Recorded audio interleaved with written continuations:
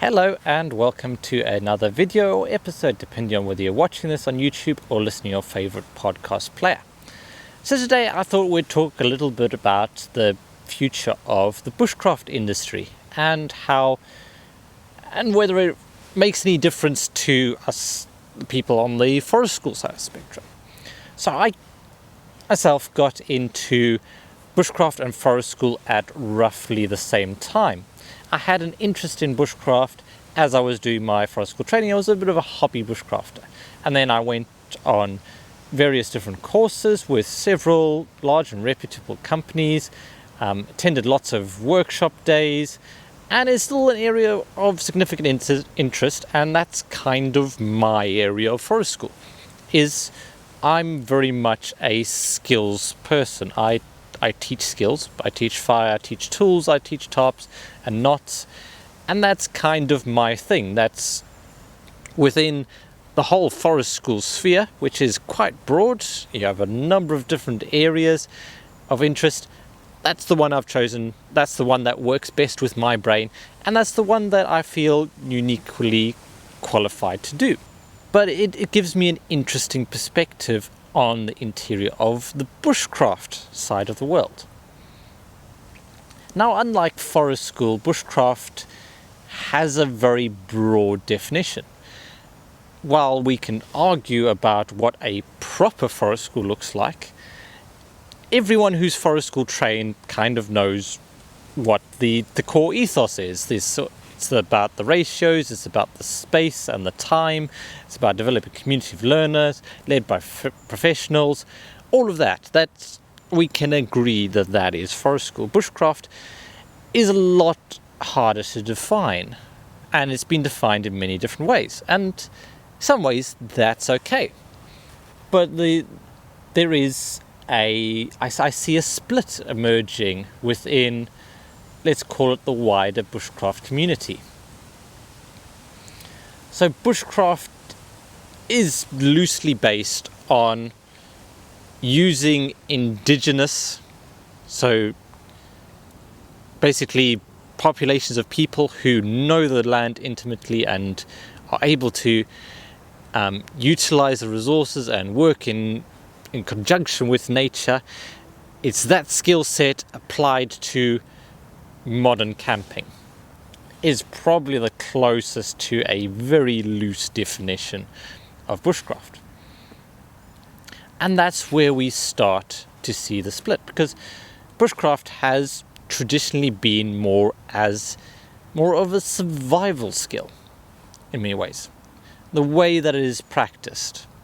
So if you go to one of the big bushcraft companies, chances are you would be very well prepared for a canoe expedition in Canada, or a trek across Sweden, or something where you out in the wilderness and you may well need to use these skills to rely on, and they may make your life easy on that trip. Being able to identify helpful and beneficial plants, being able to source good firewood and be able to light it efficiently, to be able to use tool skills to safely.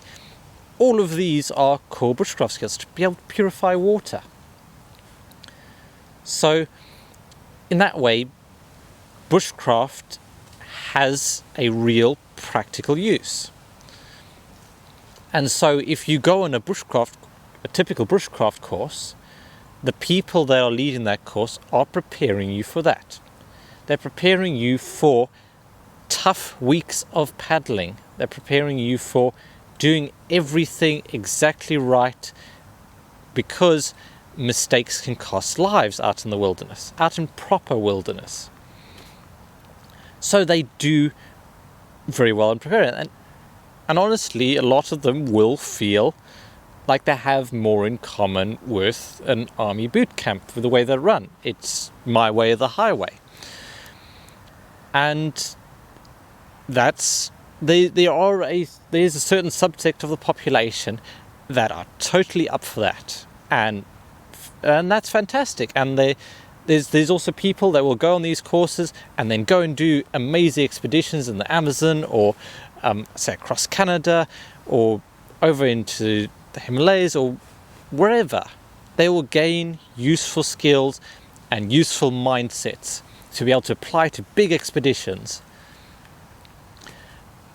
But if you approach the average outdoors person, I wouldn't say that their goal is the extreme side of bushcraft anymore. I wouldn't say that's my approach to bushcraft. It's not why I approach bushcraft. My ideal with bushcraft, which has been somewhat different from a lot of the people I've trained with, is that I see it as life enhancement. I don't go out into the woods to survive with nothing but a knife. It's nice to have that confidence and the reliance, but once I've done that once and I've kind of proven myself, I don't see the need anymore. For me, it is the lifestyle enhancement. It's being able to walk through a wood and go, oh, fantastic, that's a silver birch, that's a goat willow, that's some hawthorn. I'll pick a couple of leaves for that and make a tea. It's knowledge of the land. It's, okay, I'm going to go camping, but instead of just sitting around the fire chatting, maybe I'll carve something.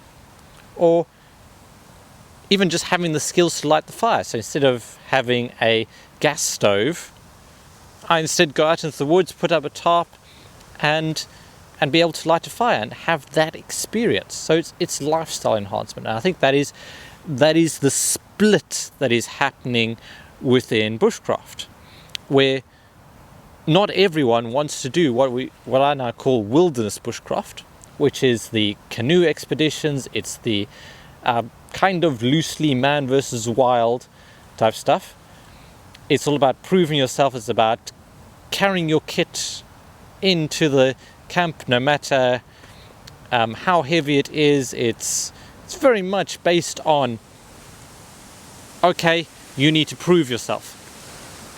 Whereas for a lot of people, and the shift I'm seeing is that a lot of people just want it there to enhance their lives. Family might come to me for a family bushcraft day. Their goal isn't to then go trekking through the Amazon. Their goal is just to have a nice day out where they learn practical skills, where they use their hands for something, where they have an experience.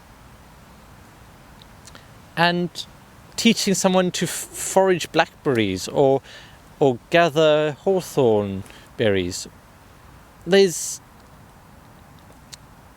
a enhancement to your everyday life. It's something you can do when you're just walking through the park. You don't have to find the wilderness. You don't have to spend weeks away from civilization. You can just spend a couple of hours in your local woods and gain the benefits. All the benefits that we know about being outdoors and going out and doing things. Fantastic. And this is where I see that split. Where the big bushcraft companies, a lot of them I see, are not quite realizing that the split has happened, and they're not sure about how to cater to the people on the side of the split, which is in lifestyle bushcraft, because they're still stuck in the same modes. It's that kind of lineage of training, the same sort of thing we see in martial arts, where you were trained by so-and-so sensei, who was trained by so-and-so sensei, who was trained by so-and-so sensei, and these techniques and skills have been passed down, and this is the right way to do it, and this is how we teach it, and this is the authentic bushcraft way. Whereas, you know what, a lot of people are just looking for an interesting weekend out, to learn something, to feel like they've engaged with the natural environment a bit more.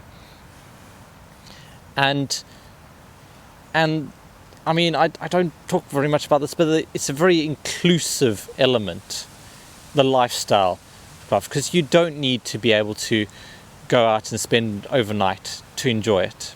You don't need to spend, as I said, weeks away from civilization, not having showers, running water, everything else. You can just go for a day, and you can go on a course for a day. You can go to a workshop. You can gain experience. You can spend time with people outdoors. But that is a different audience.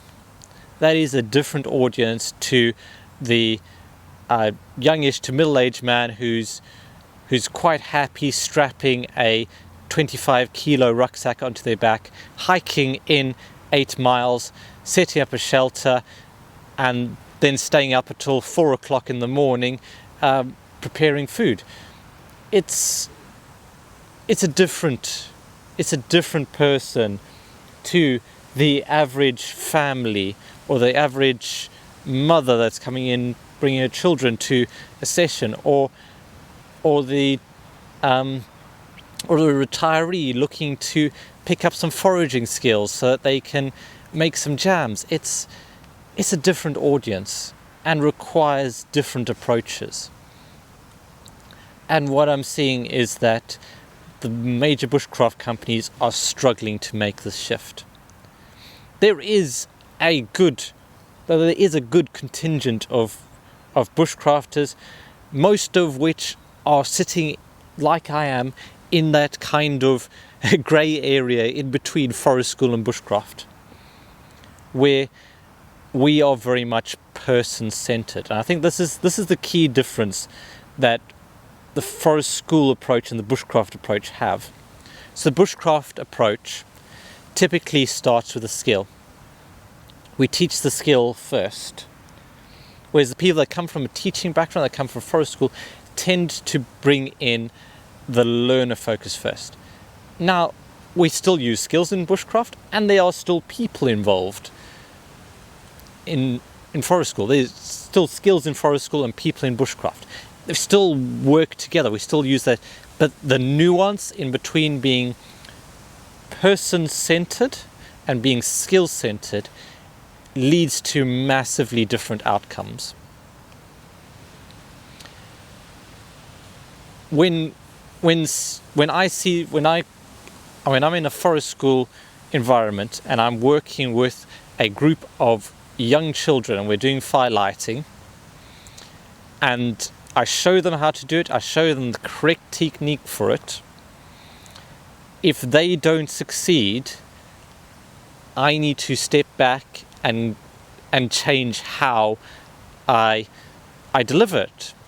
Can I adapt it? Can they use a different fire steel? Can you use a different technique? Can I get them working with another person?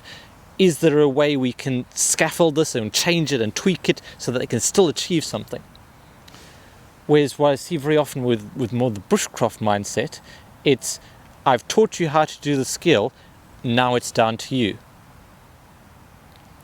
And this way I've been taught the skill has been handed down for generations. This is the right way to learn the skill. If you can't learn it, then well, that's your problem. And it might not even be avert to that. I'm not saying that bushcraft instructors are terrible at teaching. That's not the case. They have some immense skills and knowledge that are developed over time, and there are some fantastic bushcraft instructors out there, particularly those surrounding Dave Watson and Woodland Survival Crafts. I've had Dave on the podcast before, so do head back and check that interview out. So it really shows how centered on people he is, and scaffolding achievement and drawing out the skills and abilities of the people he works with. And he's gathered a fantastic group of instructors around him, and particularly those based around the Institute of Outdoor Learning Bushcraft Professional Practice Group. I know it's a bit of a mouthful. All the people involved with that are very much falling on that side of the lifestyle. They're starting to get it, and they're often delivering to people with disabilities, people with additional needs, people who may not be able to access your standard bushcraft course. They're out there creating courses and helping these people. And I don't see enough of that happening within the wider, bigger bushcraft school mindset. Now, I'm not one of those people who's going to say you can't have a niche audience. But you need to be clear that your audience is niche. I think it's perfectly okay to say that our course is designed for young men. That is totally fine in my book. Okay? As long as you are overt and open about it and go, this is specifically designed for this age group, this gender, whatever. Because someone else can then set up something that is catering directly towards teenage girls or towards retirees. There's plenty enough space within this.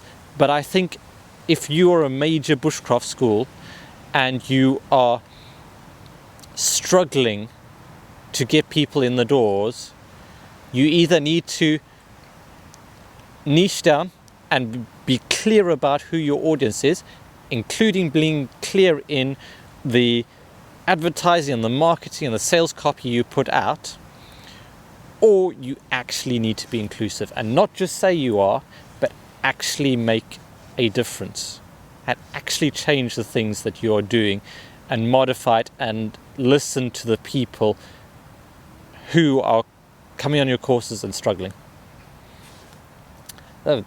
Wow, that's come out as a bit of a rant, but there are people that I've met and I've had personal experience with this.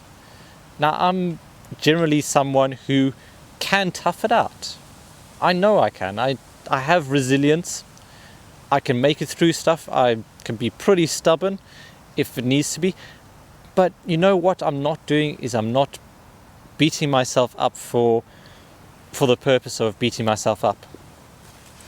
If going out camping means I get to camping on the side of a mountain, means I get to see a sunrise over the peaks, then being uncomfortable was worth it. But I'm not going to go and camp out in my back garden just to experience being cold and wet. There's for me there's got to be a reason, and I'm not alone in this. This is, if you want to reach a broader audience, you have to be aware that not everyone wants to be uncomfortable or prove themselves. And that's okay.